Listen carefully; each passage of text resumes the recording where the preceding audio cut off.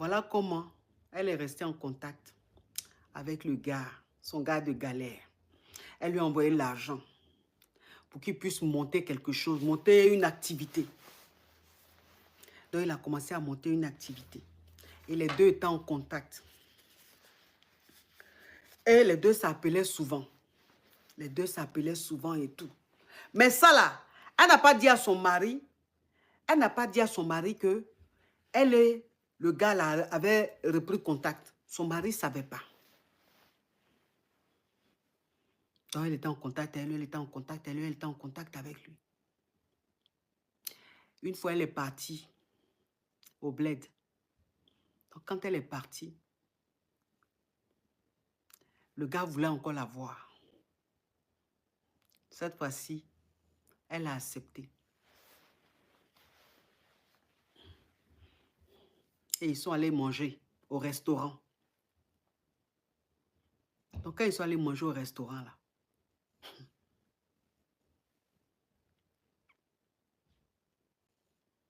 elle dit qu'elle a revu le gars. Parce qu'elle partait, c'est dit quand le gars a renoué contact avec elle, quand le gars l'a appelé, qu'elle lui a envoyé l'argent là. Elle dit elle est partie à Abidjan plusieurs fois, mais elle n'a jamais voulu revoir le gars. Mais cette fois-ci, quand elle est partie, le gars a insisté. Elle s'est dit, bon, si c'est pour un déjeuner, si c'est pour manger au restaurant et tout ça, c'est rien. Donc voilà comment elle accepte. Et puis quand elle va, elle dit qu'elle a vu le gars. Elle dit qu'elle a vu le gars. Il y a quelque chose. C'est-à-dire, c'est comme si l'amour qu'elle avait pour lui, là, c'est comme si c'était resté au fond d'elle. Quand elle a vu le gars, là, elle dit, elle dit l'amour est revenu.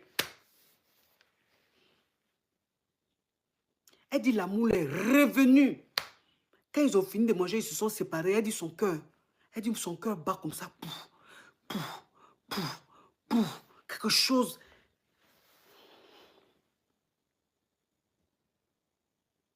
Donc, durant son séjour, là, elle et le gars se voyaient souvent. Durant son séjour, elle et le gars se voyaient souvent. Jusqu'à un jour, ils sont allés au restaurant un soir. Et tout. Ils ont fini de manger. Le gars lui a dit, bon, on va sortir un peu, aller dans un bar, danser un peu, tout. On est des amis, on est comme des frères maintenant, t'inquiète pas, je sais que tu es marié et tout. Donc c'est comme ça, ils sont allés dans le bar, ils sont allés faire un peu un petit show et tout. Et c'est dans ça là. Le gars la grée.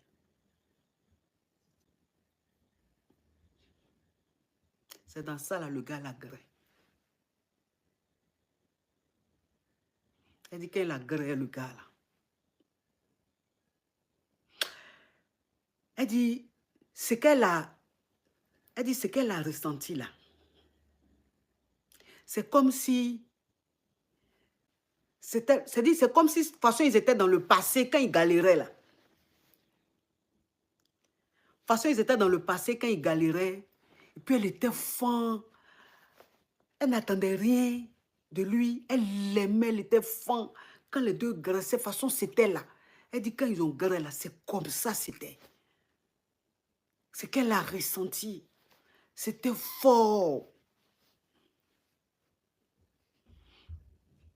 Et c'est comme ça qu'elle a commencé à tromper son mari.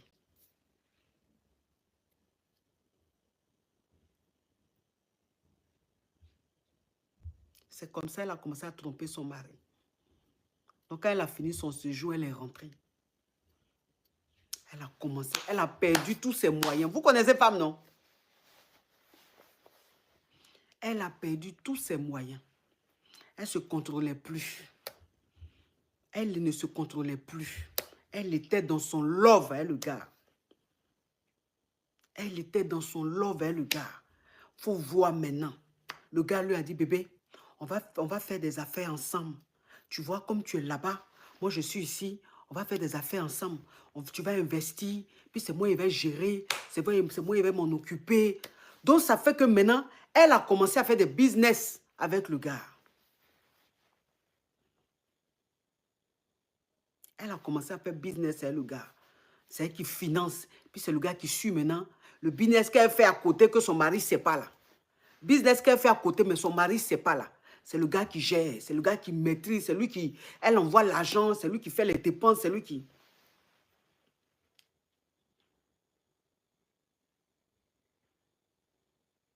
Je vous jure. Je vous jure. Elle a commencé à changer. Et c'est comme ça le gars, il dit à la femme, faut faire, tu vas divorcer. Faut faire, tu vas divorcer, on va être ensemble. C'est moi ton mari. C'est moi l'homme de ta vie. De toute façon, tu m'aimes là. Tu n'as jamais aimé un homme comme ça. Moi aussi, de toute façon, je t'aime là. Je n'ai jamais aimé une femme comme ça. Ce qui était arrivé là, c'était une erreur. Cette femme m'avait bassé. Cette femme m'avait bassé. C'est pour ça que je me suis comportée comme ça. Mais sinon, au fond de moi, c'est toi que j'aimais. C'est toi la femme. Vous le connaissez, non? Bouche sucrée là. Donc, on ne peut plus rester comme ça. On ne peut plus continuer comme ça. Il faut divorcer pour que toi et moi, on reste ensemble.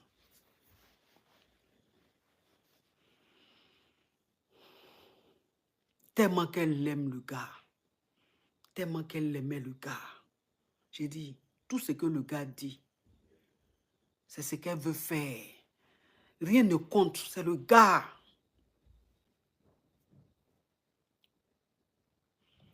Elle dit, je ne peux pas divorcer comme ça. Tout ce que j'ai avec mon mari et tout, je ne peux pas faire ça à mes enfants. Il dit, mais moi, est-ce que tu penses à moi? Je ne peux plus supporter, je ne tiens plus. Je ne peux pas supporter d'accepter que tu sois avec quelqu'un d'autre. Quand tu finis ton séjour, que tu rentres comme ça aux États-Unis, je ne me sens pas bien. Quand je sais que tu as accouché à côté du monsieur là-bas, là, mon cœur me fait mal. Je ne veux plus. Je ne veux plus te partager. Et puis, les gens comme ça, là, les gens comme ça, là, ils mettent la pression. Les gens comme ça, là, ils ont une façon, les faux types là, quand ils sont dans ta vie là, ils te mettent la pression, ils ne te laissent pas le temps de respirer. Ils ne te laissent pas le temps de respirer. Ils sont sur toi comme ça. Tu as pensé que ils sont fond de toi jusqu'à... Attends, tout ça là, c'est comédie. Tout ça là, c'est comédie.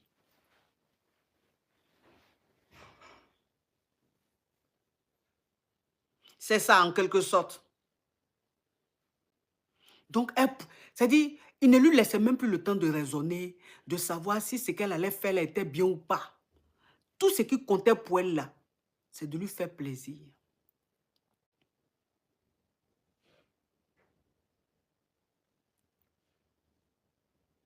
C'est comme ça qu'un jour, elle est partie à Abidjan. Elle était avec le gars. Puisque quand elle va à Abidjan, elle a pris un appartement plus grand et tout. Elle a mis le gars dedans. Elle était allée à Abidjan puisque elle avait pris un appartement. Et donc, quand elle partait maintenant, elle passait pratiquement tout son séjour avec elle. Comme je vous disais, le monsieur qu'elle a marié là, c'est un homme en or. Le monsieur, c'est un bosseur. Il travaille beaucoup. Tellement qu'il met sa famille à l'abri. Tellement qu'il il donne tout à sa famille. Donc, c'est un homme qui travaille. Vous savez, aux États-Unis, là, les gens bossent. Il y a des gens qui bossent, qui n'ont pas le temps. Donc, son mari, c'est un bosseur. Et puis, c'est pas le genre d'homme à fouiller sa femme, à savoir ce que... Lui, ce que sa femme lui dit, il dit oui. Ce que sa femme dit, il dit oui. C'est-à-dire que même si sa femme a voyagé, que sa femme lui dit, chérie, pendant 2 jours, pendant 3 heures, je ne serai pas disponible, ou je suis avec des amis, ou je suis avec ma soeur, ou je suis avec ma tante. Il ne va pas chercher à savoir si cette elle est vraiment la tante. Lui, il croit. C'est-à-dire c'est un homme tellement pacifique. Et puis, il avait tellement confiance. Donc, il n'y avait pas de doute. Donc, il laissait sa femme tranquille. Tranquille, il n'était pas sur son dos. Elle est partie à Abidjan. Le gars a pris le numéro de son mari dans son téléphone. Il a pris le numéro de son mari dans le téléphone de la femme. Il a pris le numéro de son mari. Elle ne savait pas. Et il était en train de griller avec elle. Il a filmé. Il a filmé leur grille. Et il a envoyé au monsieur sur WhatsApp. Ouais. Le monsieur a reçu le film. Il pensait qu'il était dans un mauvais rêve. Parce que c'est le genre de film, quand tu reçois, tu ne peux pas douter. Parce que le visage de la femme est là. Le visage de la femme est là dans le film. Il voit le visage de sa femme en train de se faire gré. En train de parler, en train de dire des choses au gars. Le gars la gré, puis il parle au gars. Le gars, parce que comme il savait qu'il allait filmer ça, comme il savait qu'il allait filmer, il disait des choses. Il lui posait des questions stratégiques. Vous connaissez. Il lui posait des questions stratégiques pour qu'elle réponde, pour que ça passe dans le film. Donc, pendant qu'il agressait là, il lui demandait, tu m'aimes, non? Elle dit, bébé, je t'aime trop. Est-ce que tu as déjà aimé quelqu'un? Jamais, bébé. C'est les questions comme ça, pendant qu'il est en train de filmer, hein, les questions comme ça, c'est-à-dire, pour dire même que, mon frère, la gueule, là, toi, elle n'est pas fan de toi. Elle n'a jamais été fan de toi. C'est parce qu'elle voulait aller aux États-Unis. Elle voulait que sa situation soit meilleure. Sinon, là, s'il y a quelqu'un qu'elle aimait dans sa vie, là, qu'elle aime dans sa vie, là, c'est moi. Il posait des questions à la fille. Il dit, vous voyez, quand le diable est en train d'agir, là, vous connaissez comment il fait les choses. Il gueule la go d'une façon, avec intensité. Puis il lui pose des questions, puis il lui parle, et puis elle parle. Puis elle est dans un état. Quand le monsieur a vu la vidéo, il a eu un choc. Il a eu un choc. Il n'a même pas appelé sa femme. Il n'a pas appelé sa femme pour dire qu'est-ce que tu m'as fait tant. Il a renvoyé le film à sa femme.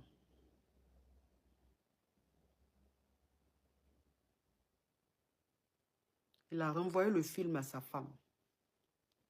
Donc elle finit son djabou-djabou, elle finit de faire les trucs. Oh. Puis elle prend son téléphone, elle voit que son mari lui a envoyé une vidéo. Elle regarde la vidéo là. C'est elles qui sont en train de griller dans la vidéo.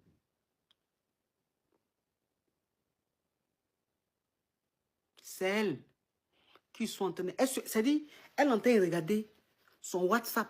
Et puis elle voit, c'est elle-même que son gars est en train de la griller. Son mari lui a envoyé ça, il n'a pas dit un mot. Il n'a pas dit un mot. C'est-à-dire qu'il n'a même pas mis, il n'a pas écrit quelque chose. Il a juste envoyé, il lui a juste envoyé la vidéo. C'est là maintenant, elle va dire à son chéri là, pourquoi tu m'as fait ça? Pourquoi tu m'as fait ça? Tant. Et lui maintenant, il lui dit, je t'ai dit, je veux que toi et moi on se mette ensemble, qu'on soit ensemble. Donc je fais tout pour reprendre ma femme. Je fais tout pour reprendre ma femme. Ça veut dire que là, amour qu'elle avait pour le gars, tout ce qu'elle est en train de faire, il dit, elle était dégoûtée sur le coup. C'est là, en fait, qu'elle a réalisé vraiment que le mec ne l'a jamais aimée, que le mec jouait avec elle, que le mec la manipulait. Il était revenu dans sa vie pour la détruire. Parce que comme il a vu que lui, il a tout perdu, et c'est elle, sa vie, qui est en train de triompher, il dit, si c'est gâté pour moi, là, ça va être gâté pour toi aussi. C'est comme un pacte qu'ils ont signé. Donc, il était revenu là. C'était pour la détruire. Pour gâter tout. Pour qu'elle souffre comme lui souffre. Pour gâter tout.